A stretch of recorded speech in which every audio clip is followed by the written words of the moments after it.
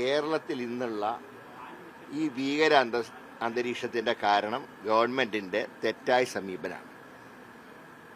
മദ്യമാഫിയ മാത്രമല്ല, മയക്കുമരുന്നും കഞ്ചാവിൻ്റെയും വിൽപ്പന നടത്തുന്ന ഒരു വൺ റാക്കറ്റുമായി CPM-ന് ബന്ധമുണ്ട്. അതിൻ്റെ ദുരന്തമാണ് കേരളത്തിൽ നടക്കുന്നത്. അതാണ് എത്രയോ കുഞ്ഞുങ്ങൾ, പാവം കുഞ്ഞുങ്ങൾ ലഹരിക്ക് അടിമകളായി ചത്തവനൊക്കെ ജീവിച്ചിരിക്കലും എന്നുള്ള അവസ്ഥ കേരളത്തിൽ ഉണ്ടാവാൻ കാരണം സർക്കാരിൻ്റെ തെറ്റായ സമീപനമാണ്.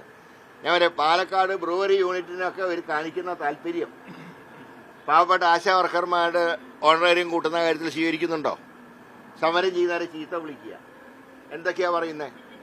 CIT നേതാക്കളുടെ പ്രസ്താവനകൾ എന്താണ്? മറ്റേ സാംക്രമിക രോഗം പരത്തുന്ന കീടങ്ങൾ എന്നിവരെ സമരസമിതിയിൽപ്പെട്ട സ്ത്രീകളെ ആക്ഷേപിക്കുകയാണ്.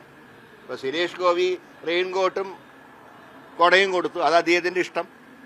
അതിന് ഇനി ഒരു ഉമ്മ കൂടെ കൊടുക്കായിരുന്നില്ല എന്ന് പറയുമ്പോൾ ഒരു തരം ഞരമ്പ് രോഗം CIT-കാരെ ബാധിച്ചിരിക്കുകയാണ്. അതാണ് ഇങ്ങനത്തെ ഏറ്റവും തരംതാണ സ്റ്റേറ്റ്മെൻറ്റുകൾ കേരളത്തിൽ വരുന്നത്. ഇതിനെ ഒന്നും പ്രതിരോധിക്കാൻ കഴിയാതെ കോൺഗ്രസിനെ ഉപദേശിക്കാൻ വരണ്ടെന്ന് മാത്രമാണ് പിണറായിയോടും ഗോവിന്ദൻ മാഷോടും ഞങ്ങൾക്ക് പറയണം.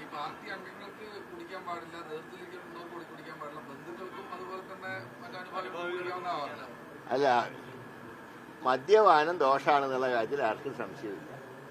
ഇപ്പോൾ ഇവർ പറയുന്നത് പരസ്യമായിട്ട് കുടിക്കണം, രഹസ്യമായിട്ട് കുടിക്കണം. ഇത് ഇവിടെ ചിന്താ വിഷയമല്ല. ഞങ്ങൾ ഒറ്റ കാര്യം പറയുന്നുള്ളൂ, ഈ മയക്കുമരുന്നും കഞ്ചാവ് ഉൾപ്പെടെയുള്ള റാക്കറ്റിനെ അടിയന്തരമായി നിയന്ത്രിച്ചില്ല നമ്മുടെ യുവതലമുറ വഴിതെറ്റിപ്പോകും.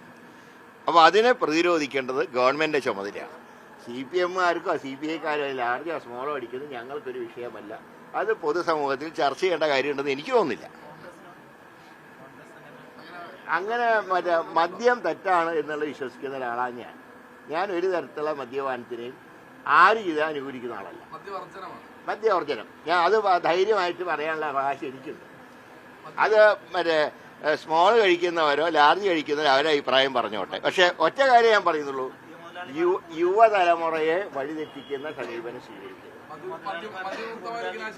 ഏതാ? തീർച്ചയായിട്ടും മദ്യയുക്തമായൊരു കേരളം തന്നെയാണ് ഞാൻ എന്നും ആഗ്രഹിച്ചിട്ടുള്ളത്. നാളെ അങ്ങനെ തന്നെയാണ് ഞാൻ ആഗ്രഹിക്കുന്നത്.